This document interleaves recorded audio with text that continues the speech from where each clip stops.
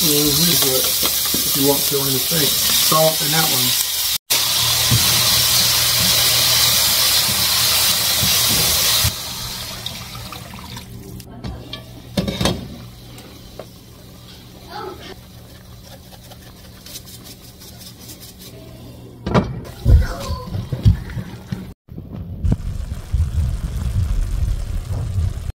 So, mayroon akong trout dito na fillet. Kasi gusto nilang isda na fillet ng asawa ko at anak, no? Kasi hindi nga sila marunong ng tinik mga kananay. So, timplahan ko siya. Ito paminta. Unang tinimpla ko asin. Ito naman pamintang durog.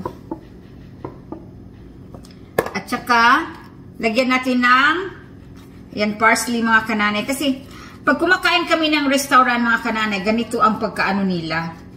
Nilalagyan nila. At lagyan natin ng oregano. Right. And also, ano ba ito? Montreal.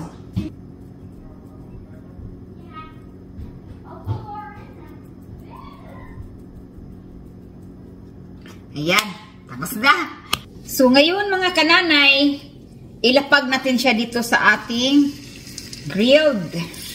Nilalagyan ko to siya ng kunting butter and kunting olive oil. Parang mag-crispy siya. Kasi gusto talaga ng mag-ama ko ay crispy. So, diba mga nanay? Naka-line up na siya. So, ganun lang po yan siya mga kananay hanggat maluto. Diba? Wala nang huyop-huyop. Kay wala tay kahoy dire. So, tingnan natin kung ito ay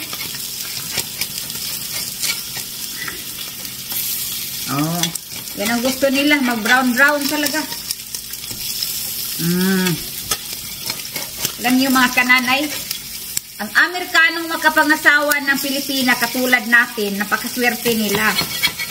Kasi, Pilipina kasi, magluluto talaga. So, itong mga Amerikano, parating na makakain ng lutong bahay.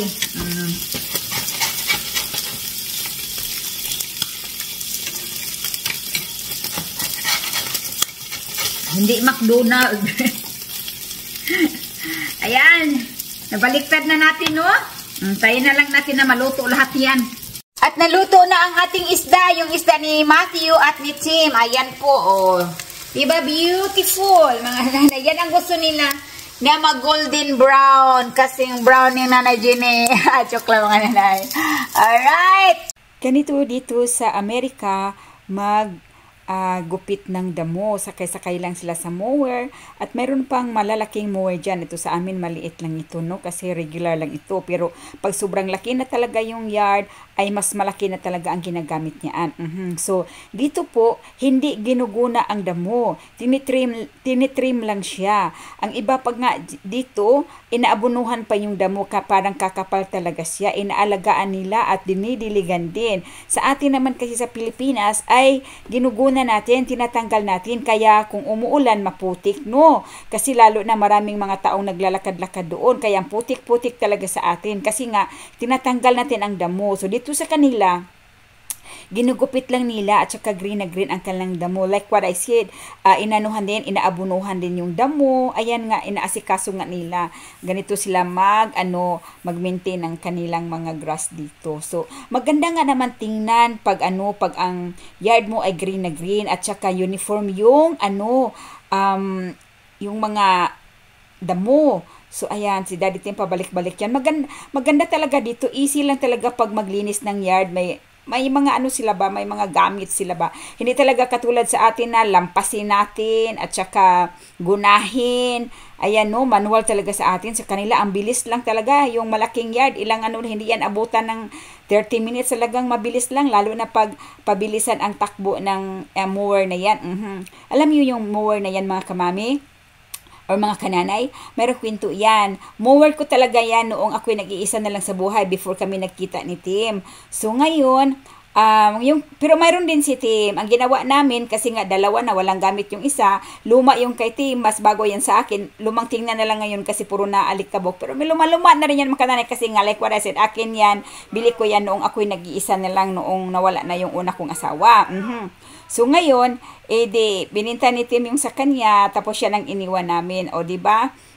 So, kasi dati mga kananay, pushing mower lang ako doon kasi nga hindi nga ako marunong magdala ng ganyan, no? So, ngayon pagkatapos ni Daddy Tim naggupit, nilinisan niya, binublower niya yung yung driveway, o di ba? Malinis na. So, ganyan po sila maglinis dito. Kailangan uniform yung nila, yung mga grass nila. Kaya magandang tingnan, malamig sa mata. Nakakaaliw, nakaka-release ng stress tingnan, malinis. At isali natin dito sa likuran, malapit sa aking garden. Ang linis-linis na ng yard namin. Ayan. Daddy Tim work hard. Ayan. So, ito naman yung sa likuran namin. No? At, ayan, may swing tayo dyan. Mag-upo-upo, mag-date-date.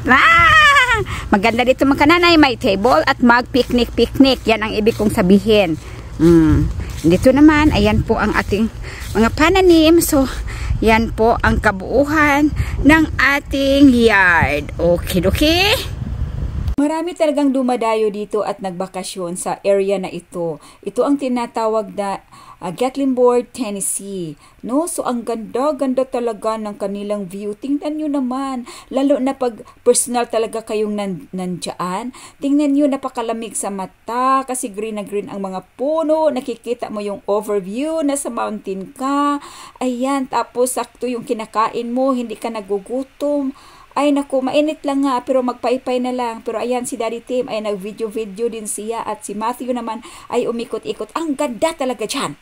Kumain kami ng breakfast dito. Nung pagpasok namin, hindi ko namalayan yung view na yan na may bundok pala doon sa gilid. Ayan. So, paglabas namin, nakita ko, sabi ko, agoy, nakikita ko itong bundok na ito. Naalala ko yung nasa Cebu pa ako mga kananay na ganyan talaga. Pero may gandang pagmasdan yung bundok, yung gilid, tapos kasada. O diba, tapos green na green pa yung surrounding. Sa tuktok kami ng bundok at ang ganda tingnan doon sa baba. Nakaka-amaze talaga. Tahimik lang. May mga ridings naman dyan. Pero tingnan nyo naman ang view. Nakikita mo doon sa baba, overview talaga, na napakasarap talaga mangarap. May kinakain ka, may pagkain, no? Tapos, ayun na nga, simpleng-simpleng buhay talaga. Pero pag masdan mo ang kapaligiran, ay malinis, walang usok. Ayan, preskong-presko, ang ganda. Ang anak ko ay takot na takot siyang bumaba kasi umakyat kasi kami sa taas, no? At ayan, nangangatog talaga siya, hawak talaga siya kay Mami. Ay, Diyos ko, natawa naman ako kay Mateo. Kasi umakyat kami doon para makikita namin ang napakagandang view talaga. Stress reliever talaga ang view, no? Worth it talaga na umakyat kami kahit pinawisan ang aming mga vogan.